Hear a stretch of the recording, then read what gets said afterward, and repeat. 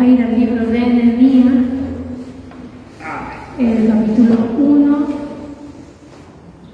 del 1 al 4.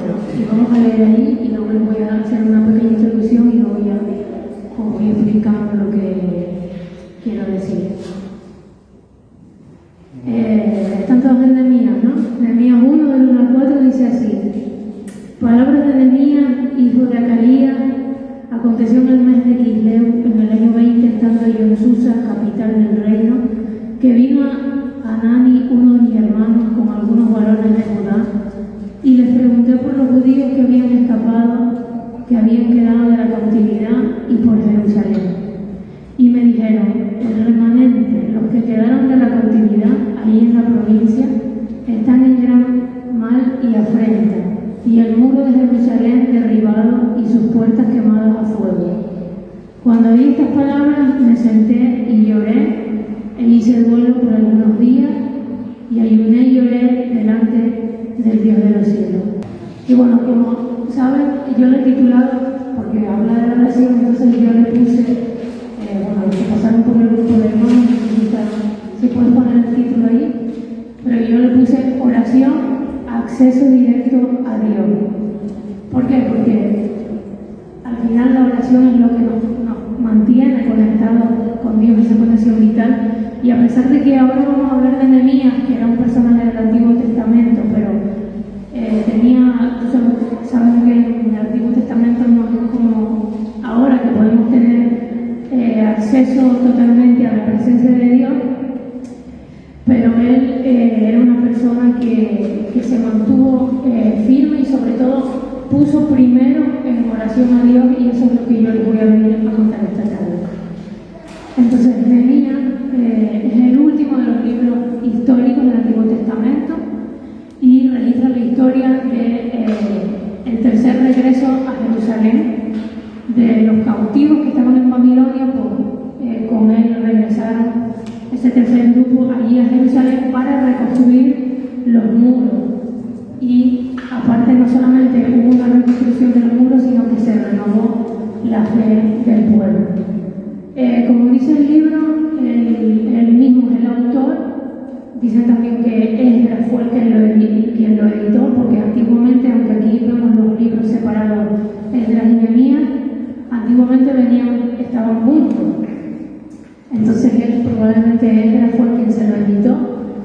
Y este libro tiene mucho cumplimiento de las profecías de Zacarías, de Daniel, respecto a que se iba luego a reconstruir los muros de Jerusalén, porque eso ya estaba profetizado que sería así. Si ustedes tienen tiempo y se leen no solamente el libro de Nehemías, sino también Esdras, van a ver todo esto que yo les estoy diciendo. Entonces, él era un funcionario, digámoslo así, que se encargaba era copero del rey. Trabajaba para el rey persa Artajerjes. Y aunque él tenía poco poder, pero sí tenía mucha influencia, y era un hombre de Dios y que le preocupaba el destino de Jerusalén. Porque él, recordemos que fue uno de los que fueron a Babilonia junto a todos esos que estuvieron ahí esclavizados. Y cuando a él se entera de que el muro de Jerusalén está destruido, aunque él vivió, creció y nació en Babilonia e incluso servía al rey, él, por sus antepasados, quiso estar allí. Y cuando vio todo lo que le contaron, lo primero que este hombre hizo, aparte de lamentarse, pero algo que me gusta mucho y su vida, que es un ejemplo de liderazgo y sobre todo organización, porque él primero puso a Dios en oración y luego ya formó un equipo, levantó los muros. Y si ustedes leen Nehemías, que ahí no lo vamos a leer todo, obviamente, porque es muy largo, pero yo les voy a hacer un poco un resumen. Entonces, Nehemías, él era un hombre que renunció a una posición cómoda y a la riqueza que tenía en Babilonia para reconstruir el muro. Aunque tuvo mucha oposición, porque si ustedes se fijan, sobre todo a partir del versículo 3-4, es cuando empieza la oposición contra no solamente él, sino las personas que estaban con él para reconstruir el muro. Él era una persona muy sabia porque no solamente ahí, como leímos antes en esos versículos, que se sentó y lloró, pero hizo duelo por algunos días, es decir, que el hombre estaría un poco al principio, pues, no me imagino que depresivo, desanimado, como vemos ahora en la iglesia, por ejemplo, no hicieron sino nombrar el tema de la oración y miren los que estamos aquí. Y de hecho, en los viernes, los que estamos en la oración, por eso creo que es un tema muy importante y creo que Dios me ha estado hablando a través incluso de las cosas que he estudiado y he visto cosas que han pasado en la iglesia y no solamente aquí, sino a nivel general, porque de hecho una pregunta que hicieron el otro día en clase fue un alumno le dijo a la profesora y profesora, ¿por qué hay tan poca gente que va a la oración? Bueno, pues porque no buscan al Señor. Y creo que Nehemías es un ejemplo no solamente de constancia y organización, sino que fue un hombre que lo primero que hizo fue poner a Dios en oración. Y creo que eso es lo que debemos hacer la iglesia hoy en día y por eso este tema me parece súper importante y la historia también de Nehemías, como él, a pesar de la oposición que tuvo, utilizó muchas medidas sabias de defensa, no solo él, sino los que estaban con él, para proteger al pueblo y para mantener en marcha el proyecto. Luego, después de la reconstrucción del muro, haciendo un resumen rápido porque todo no se puede decir, Esdras, que fue el que vino antes de él, era el sacerdote y fue cuando le leyó la ley al pueblo, o sea, la palabra, y entonces pasó que se arrepintió toda la nación. Aunque Nehemías y Esdras eran unas personas muy diferentes, así Dios lo usó para guiar al pueblo, porque recordemos que antes de Nehemías estuvo Zorobabel, que fue el otro líder, y Esdras, que era como el líder religioso, por así decirlo. Pero en todo eso hubo un proceso y unos años, de hecho, el muro estuvo 70 años destruido eso totalmente, luego pasaron 12 años con Esdras, si no me equivoco, y luego a continuación vino Nehemías. ¿Qué pasa? Que eso, todo un proceso para llegar hasta este momento que no solamente era reconstruir los muros, sino llevar al pueblo a una renovación espiritual, que creo que eso es lo que necesita la iglesia hoy en día. Necesita renovarse espiritualmente, necesita meterse con Dios y necesita poner primero a Dios en oración. Cualquier cosa que hagamos lo tenemos que poner en sus manos. Cualquier cosa, incluso que a nosotros nos parezca a veces una tontería, cualquier cosa, lo que vayamos a estudiar, lo que vayamos a trabajar, todo lo debemos poner en sus manos. Entonces, los muros de la ciudad, como decía antes, permanecieron en ruina durante 70 años. Un muro para nosotros a lo mejor no significa nada, pero para ellos en esa época representaba poder, protección y belleza. No solamente porque protegía la ciudad, sino que ese muro era para proteger el templo de Dios que estaba dentro. Entonces era muy importante poder reconstruir cuanto antes estos muros, porque aparte que destruían la ciudad, la gente estaba mal económicamente, socialmente, y aparte entraban dentro, destruían la casa de Dios, o sea, era todo un desorden.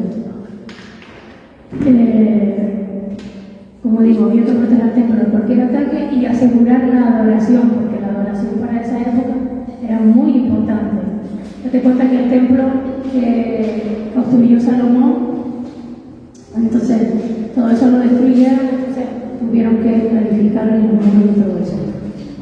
Y Dios puso este deseo de reconstruir los muros en el corazón de Nehemías y le dio una visión para ese proyecto, porque recordemos que, o sea, no es cosa de Nehemías que se quiso hacer el héroe, sino fue Dios quien puso esa visión en el corazón de Nehemías para no solamente, como digo, levantar unos muros, que también podemos decir, bueno, es un muro bajito, no, eran muros de 12 metros. Y aparte había un montón de puertas y un montón de torres, o sea, ustedes imagínense el trabajo y todo lo que tuvieron que pasar. Entonces, aquí vemos cómo Nehemías, como lo acabo de leer, respondió a los problemas en oración. Cuando comenzó la obra, él reconoció el problema y no se puso a criticar ni a quejarse ni nada, sino que inmediatamente oró y luego actuó en consecuencia. Él demostró que era un gran líder porque él ya estaba preparado espiritualmente para escuchar el llamado de Dios. Yo me imagino que Dios lo habrá estado preparando durante todos esos años que él estuvo ahí en Babilonia y sirviendo al rey, aparte tenía una posición privilegiada, y cuando él oró, luego enseguida de orar y todo eso, pidió permiso al rey, el rey le dio recursos, y una vez allí, él pues planeó, creó un equipo de trabajo, resolvió los problemas y animó al pueblo a que la reconstrucción se realizara. Pero no fue fácil porque aparte que tuvieron que reconstruir los muros, Nehemías tuvo que enfrentarse con el desprecio de sus enemigos, el rechazo, las mentiras, el desánimo, o sea, imagínense, el temor, conflicto, todo eso, no solamente de los que trabajaban con él, sino aún de personas que venían, gobernadores de Babilonia, que lo querían, digamos, molestar, no porque solamente lo querían molestar a él, sino que querían, digamos, de alguna manera impedir el propósito de Dios, que era que se levantaran esos muros. Pero a pesar de todas esas cosas, no impidió que se terminara la obra. De hecho, el muro se reconstruyó en 52 días, pero aún a pesar de eso, tuvieron mucha oposición durante muchos años y pues no fue fácil para una persona, bueno, fueron un grupo de personas, no solamente Nehemías, sino las personas que estaban ahí con ellos. Pero me refiero que no habrá sido fácil y a veces cuando nosotros nos desanimamos por cualquier cosa, cualquier problema familiar, personal, etc., y a veces dejamos de orar, y aquí podemos ver en el ejemplo de Nehemías que a pesar de toda la oposición que tuvo, él siempre se mantuvo firme y puso a Dios primero en oración. Entonces, la pregunta que yo te hago en esta tarde es: ¿Dios tiene alguna visión para ti? ¿Hay muros en tu vida que necesitan ser reconstruidos? Pues Dios quiere que la iglesia esté unida y capacitada para su obra. Por eso tenemos que ver y reconocer la necesidad que tenemos a nuestro alrededor. Y si buscamos a Dios, Él nos va a dar la visión, Él nos va a dar el proyecto, Él nos va a dar todo, porque nada es imposible para Él. Lo que pasa es que a veces nosotros vemos como que eso es muy imposible, pero si ponemos a Dios en primer lugar, vamos a ver que como la gente también, podemos incluso mover a la gente también a orar y juntos podemos llevarlo a cabo, no separados, porque recordemos que la iglesia es un cuerpo que tiene que estar unido.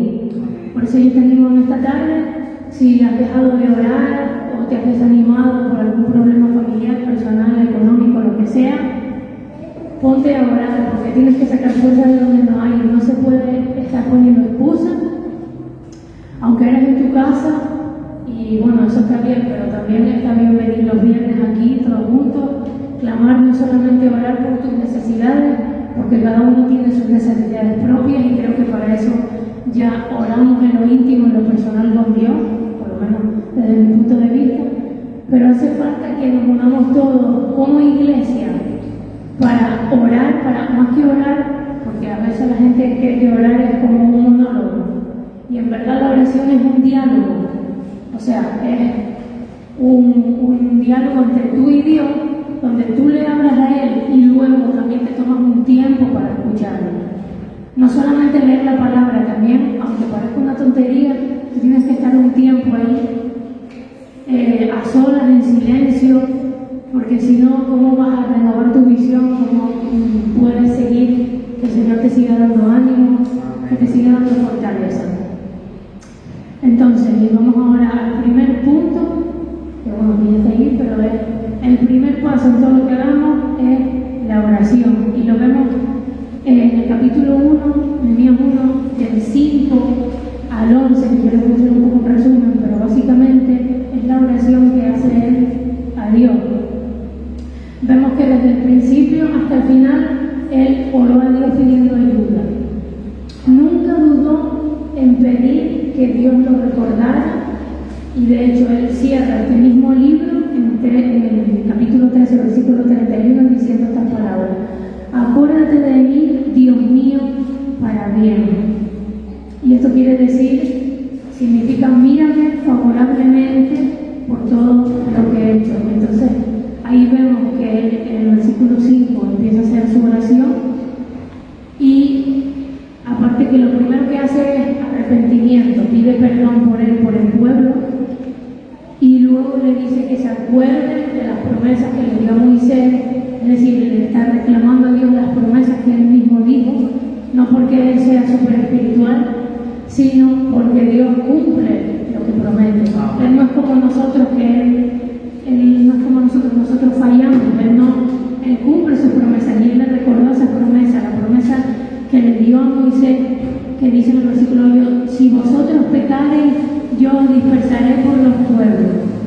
Y sigue diciendo: pero si os volviereis a mí y guardareis mis mandamientos y los pusiereis por obra, aunque vuestra dispersión fuera hasta el extremo de los cielos, de allí os recogeré y os traeré al lugar que escogí para hacer habitar allí mi nombre. Entonces vemos cómo él hace esta oración y le reclama las promesas de Dios, porque lo que él dice lo promete.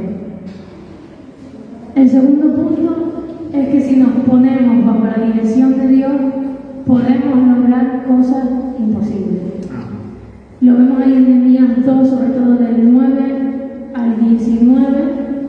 No lo voy a leer todo, porque si no, no acabamos. Pero básicamente él mostró que tenía una gran capacidad de liderazgo poco común. De hecho, como dije antes, el muro de Jerusalén fue reconstruido en 52 días, a pesar de toda la oposición que tuvieron. Porque ustedes imagínense, no solo Nehemías, sino la gente que estaba ahí con él reconstruyendo el muro, eran toda la gente de la que vivía alrededor ayudando con él, porque cada uno también de la parte de su casa que tuviera más pegada al muro tenía que ayudar, porque al final todos estaban en una situación complicada, nadie les iba a comprar, o sea, nadie, no tenían venta, entonces había que reconstruirlo todo de nuevo. Entonces, incluso sus enemigos, aún al final, después de reconstruirlo, tuvieron que reconocer que Dios estaba con ellos.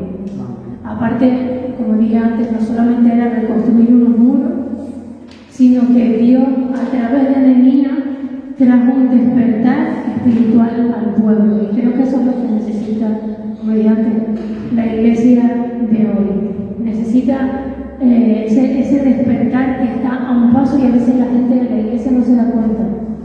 Porque a veces decimos, es que no pasan cosas aquí en la iglesia, es que la gente no se convierte en la palma. Bueno, es que si no ora, es que si no te metes con Dios, si no te metes ahí en oración, en la intimidad, a buscarlo, no solamente pedir por tus cosas, que está bien pedir por tus cosas, porque desde el hecho Dios las conoce, pero Dios quiere que ores. Pero es que no solamente pedir por tus cosas, porque eso no es clamar ante Dios, porque la oración intercesora, que era lo que era Nehemías, un intercesor también, va más allá, porque ve a los demás pasar necesidad y ora por ellos, están los demás antes que yo. Es decir, es un clamor que sale como de dentro, de clamar desde lo más profundo por la gente que se está perdiendo, por la gente que está enferma, por esta isla, por todo lo que ha pasado con el volcán, que todo el mundo dice lo mismo, pero es que es verdad, porque hace falta un gran trabajo, pero sobre todo no solamente físico, sino espiritual. Y nosotros como cristianos tenemos el deber, más que, porque de hecho Jesús no lo dijo, que predicáramos la palabra, de hablarle a los demás, de decir nuestra esperanza que es Jesús, y no ser egoísta, y clamar como lo hizo Nehemías, y poner a Dios siempre en primer lugar. Porque lo que Él tiene, como digo, aunque a nosotros nos parezca una tarea imposible, Él la hace posible. Porque, y no nos debemos quejar, porque imagínense el muro, que ya ya era difícil de reconstruir, tuvieron varios años y luego Dios los ayudó y lo reconstruyeron en 52 días, pero creo que eso es más difícil que a lo mejor lo que podamos nosotros estar pasando. Comparado con eso, no es nada. Entonces, tercer punto, cuando estamos verdaderamente sirviendo a Dios, tenemos que hablar con Él y caminar con Él. Y lo vemos ahí en Nehemías 4, del 1 al 9 y también del 10 al 15, no se voy a leer todo, porque si no estamos aquí hasta mañana, pero les voy a hacer un resumen. Y a lo mejor quizás puedes pensar que tú no tienes las habilidades de Nehemías, o estás en una posición en la que no puedes hacer nada para Dios, porque te sientes como pequeño, o no, es que la gente aquí es rara, o no tengo amigos, o sobre todo la gente que viene de fuera que le cuesta como adaptarse, ¿no? al país que va.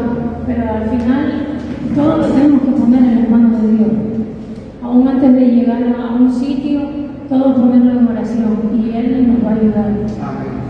Porque quizás puedas pensar que, como digo, no tengas las habilidades, no puedes hacer nada grande para Dios, pero podemos ser útiles de dos formas. Y una es hablando con Él, dejando que entre a tu corazón, a tus pensamientos, abrirle toda tu alma a Él, contarle todas tus preocupaciones, tus sentimientos, tus sueños, porque al final, si no ponemos todo lo que tenemos, todo lo que nos preocupa, todo lo que nos molesta, Señor, mira esto, mira lo otro, y debemos estar siempre así.